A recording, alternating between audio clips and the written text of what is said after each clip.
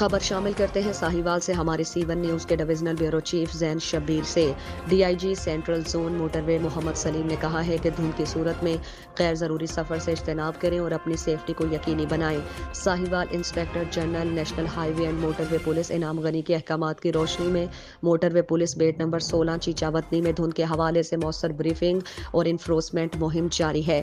DSP motorway police beat number 16 Mohammad Suhail Afzal admin officer और operational officer के जेर निगरानी तमाम फील्ड अफसरान रोड यूजर की सेफ्टी को मद्देनजर रखते हुए movie point, toll plaza Harappa और बेट के नुमाया मकामात पर रोड यूजर को मौसर ब्रीफिंग दे रहे हैं।